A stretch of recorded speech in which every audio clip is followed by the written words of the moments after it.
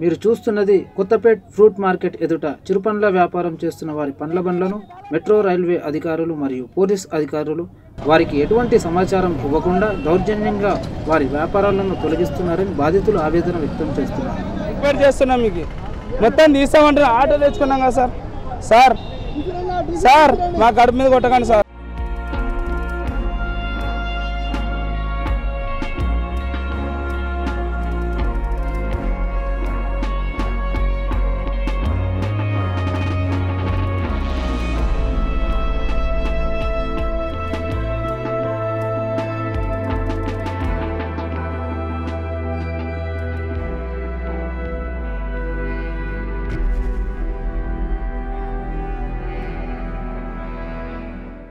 వరకు ఓట్లు అని చెప్పి ఎంటబడి ఓట్లు వేయించుకుంటారు.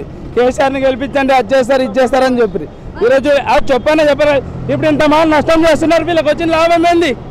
2 రోజుల్లో తీసారా నువ్వు మొత్తము పెట్టగీడ అంటే మేము ఏదో మా కడుపుని మేము ఎక్కడో బతుకుతాగా మా సరుకులన్నీ ఆగం చేసేస్తే ఇప్పుడు ఎవరు బాధ్యత తింది? కేట్నం తెచ్చి కట్టాలి అప్పులు మేము దొంగతనం చేయాలా? మాకు 2 రోజుల ముందు వచ్చి చెప్పాలి రే మొత్తం తీసేస్తున్నాం రా మీరు అందరూ తీసేయండి అని చెప్తే మేము తీసేసుకుంటాంగా. 7వ చోటపై బతుకుతాంగా. ఏకదమ్ 20 మందిని పెట్టేసి మీరు మొత్తం నాశనం చేసేస్తే మా పరిస్థితి ఏంది? మరి మీరు గురించి ఎవరు పట్టించుకోరా? పేదల గురించి ముందవుతున్నారు. పేదల గురించి ముందవుతున్నారు. మరి ఎట్లా బతకాలి? ఊళ్ళో ఇల్లు అడుగులో సేమ్ లేదు మాకు, ఏం లేదు మాకు. రోడ్డు బతుకుతున్నాం మేము. అడ్డమైన బతుకులు ఎట్లా బతకాలో రోడ్ల మీద వేస్తారు మాకు. మాకు ఫోన్ నెంబర్ కానీ లేవని అట్లనే అంటారు, అట్లనే అవుతుంది అని చెప్తారు. వాళ్ళకని ఈడేది అట్లనే పోలీసు అధికారం చేసేది. రోడ్ల మీద బతికేటాలో మళ్ళీ ఏడ బతకలు చెప్పు. ఓట్లప్పుడేమో ఏమన్నారు, ఓట్లు అనగానే అవుతున్నారు. ఎలక్షన్ ఉన్నప్పుడేమో చేంజ్ చేయలేదు. మరి గరీబులు ఏడ బతుకుతారు? మార్కెట్లో ఇంత పెద్ద మార్కెట్ ఉంది, మార్కెట్లోకి రానియరు, బయట రానియరు. మళ్ళీ చిన్నపిల్లలు తీసుకొని మేము ఏడ బతకాలి ఎప్పటి నాకు అర్థం కాక ఎవరి దగ్గర పోయినా ఎవరికి కాదని చెప్తారు. మరి పనులు ఇప్పుడు 20 ఏళ్ళ నుంచి అమ్ముతున్నాడు. దుకాణం ఉండే మాది, దుకాణం అక్కడ వెనక గోడ ఉందని తీసేసిరు. మెట్రో ఉంది తీసేసిరు. మరి ఏ వాళ్ళ గరీబ్ వాళ్ళు ఎట్లా చదువుతారు చెప్పండి? నాకు 7 మంది పిల్లలు, మరి ఎట్లా చదవాలని? 7 మంది 5 మంది ఆడపిల్లలు, 2 మో పిల్లలు. అన్న కొడుకు ఎత్తుకురాప అక్కడ చిన్న పిల్లలు తీసుకొని మేము రోడ్ల మీద తీసుకుంటాం. ఆడపిల్లని తీసుకురాప అన్న పంపిస్తాడు. కానీ ఒక మాట చెప్పలే మాకి. మొన్న అట్లా వచ్చి చేసినారు వీళ్ళు. ఎవరు మన ఎప్పుడు మన ఒకసారి చెప్తారు అంతే. ఎప్పుడు అట్లా చేస్తే మరి గరీబులు ఏడ బతుకుతారు సార్? మీరు చెప్పండి, నాకు అర్థం కాక. ఏ జాగా చూపారా? ఇప్పుడు ఇట్లాంటి చిన్న పిల్లలు తీసుకొని రోడ్ల మీద బతుకుతున్నాం. ఆడోళ్ళు అనుకోకుండా తరుముతున్నారు, ఆడోళ్ళు అనుకోకుండా మాలు తీసుకుంటున్నారు.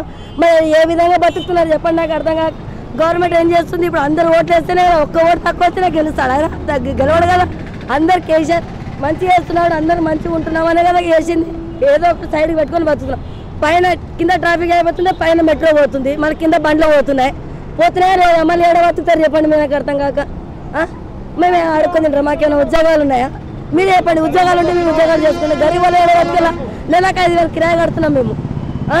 పోలీసు వాళ్ళు ఎట్లా జరుగుతారు? వీళ్ళు ఎవరో సొమ్ము అని చెప్పేది గవర్నమెంట్ సొమ్ము.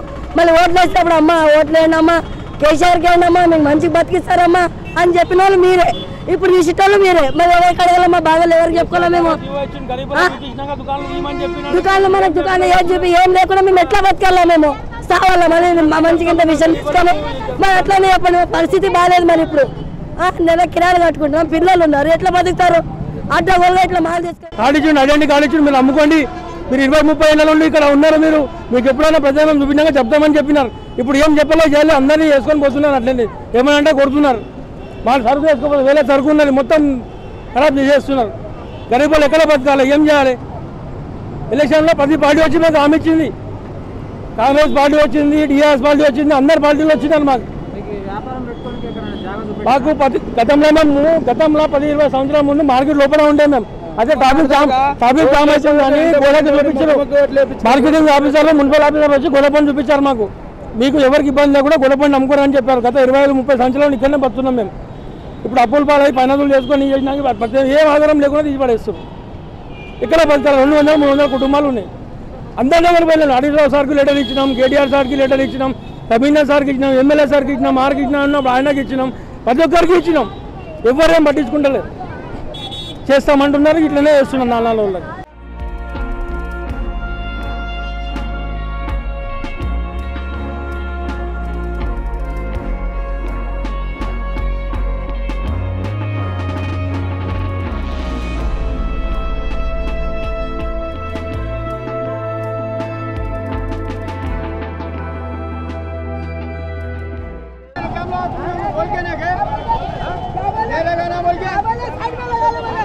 साइड में लगा ले बोले, इन लोगों साइड में लगा ले बोले, साइड में लगा ले हम लोग साइड में लगा ले. పరిస్థితి మాకు కాదు. కేసీఆర్ పంపిస్తారు, కేటీఆర్ పంపిస్తారు, మళ్ళీ ఆయన వచ్చి రేపు ధర్నా చేస్తాడో మళ్ళీ మాకు కేసీఆర్ ఏ న్యాయం చేస్తారో చేయమని చెప్పాలి మీరు, అంతే. మాకైతే కాదు.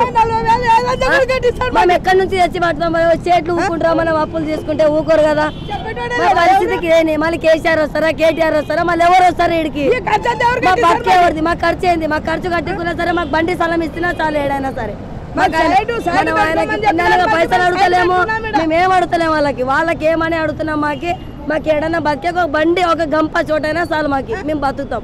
మేము ట్రాఫిక్ జామ్ చేయం, పైన మెట్రో పోతుందా, కింద అది పోతుందా, సైడ్కి మేము కూర్చున్నాం. మేము ఏమైనా చేస్తే మీకు కూర్చోండి. మాకి బతికే విధానం లేదు. నాకే 7 మంది ఆడపిల్లలు మనం బతకాలన్నా, మళ్ళీ ఏమైనా సావాలన్నా, మళ్ళీ కేసీఆర్ ఏం చెప్తాడు ప్రజలు. మేము హైదరాబాద్ ఇప్పుడు 20 ఏళ్ళ వచ్చినప్పటి నుంచి పిల్లలకు ఆరోగ్యాలు బాగాలేకుండా, చిన్న పిల్లలకి ఇట్లయినా మేము బతుకుతున్నాం. చిన్న పిల్లలు తీసుకొని మళ్ళీ మా పరిస్థితి ఏంది, మేము ఎవరు చెప్పుకోవాలా చెప్పండి మీరు? మేము ఎట్లా కట్టుకున్నామా ఇంటికి ఇట్లా మొత్తం చిన్న పిల్లలంతా లేకుండా కడుపేద కొట్టుకున్నట్టు ఇట్లా వేసుకొని పోతుంటే మంచిగా అనిపిస్తుంది అసలు కేసీఆర్. అమ్మ మా కార్కి వేయండి, అమ్మ మాకు ఇదేయండి, అమ్మ మీకు అది చేస్తాం ఇది చేస్తామంటారు. ఈ మెట్రో మేము వచ్చినాకనే మెట్రో వచ్చింది. ఇది 30 ఏళ్ళు అయ్యాడు అమ్మకుంటా. మా కడుపులో కొట్టుకుంటే మా ఉసురు మాకు కలకల తగలదా? ఓ పక్కన ఇమ్మని చెప్పండి మాకు ఒక అమ్ముకుంటే దానికి. ఇప్పుడు 8 రోజులు అక్కడ మోసం పోయకుండా ఇప్పుడు అంతా రోడ్డు మీదే ఉండే. మా సంచులో పైసలు ఇంటికి పోతే ₹1 ఉండదు. మనమాలు వస్తే కూడా ఒక పైసా లేదు మా దగ్గర. మాకు డ్యూటీలు ఉన్నాయా? 50 ఏళ్ళు 60 ఏళ్ళు అవుతుంది. ఇప్పుడు చిన్న పిల్లలు మనవాళ్ళకి ₹10 ఇచ్చేదానికి మా తర గతి లేదు. కార్కి అయింది మేము మంచి న్యాయం చేస్తాము, మాకు అది చేస్తామంటారు. ఇప్పుడు ఏం చేశారు? మాకు ఏం చేశారు సార్? ఇప్పుడు వాళ్ళు వచ్చి ఎత్తేసారు, వీళ్ళు వచ్చి ఎత్తేసారు. ఇదేనా మా బతుకు రోడ్డు మీద? ఈరోజు కొత్తపేట ఫ్రూట్ మార్కెట్ ఎదురుగా రోడ్డు పక్కన చిరు వ్యాపారులు, పండ్ల వ్యాపారాలు చేసుకునే చిరు వ్యాపారులను ఈరోజు మెట్రో అధికారులు కానీ, పోలీస్ అధికారులు కానీ అక్రమంగా ఈ వ్యాపారం చేయొద్దని అక్రమంగా వాళ్ళ పండ్లు అన్నీ తీసుకెళ్లడం జరుగుతుంది. వాళ్ళు ముందు ఎటువంటి ఇన్ఫర్మేషన్ లేకుండా ఇట్లా చేయడం వల్ల మేము రోడ్డున పడ్డాము, మా పిల్లలు రోడ్డున పడ్డారని వాళ్ళు ఆవేదన వ్యక్తం చేస్తున్నారు. వాళ్ళకి ముందు కనుక ఎక్కడ జాగ చూపించకుండా ఇలా నిర్దాక్షిణ్యంగా వాళ్ళని వ్యాపారాలు తొలగించడం అనేది మేము ఎట్లా బతకాలి, మా పిల్లల్ని ఎట్లా పోషించుకోవాలని వాళ్ళు ఆవేదన వ్యక్తం చేస్తున్నారు.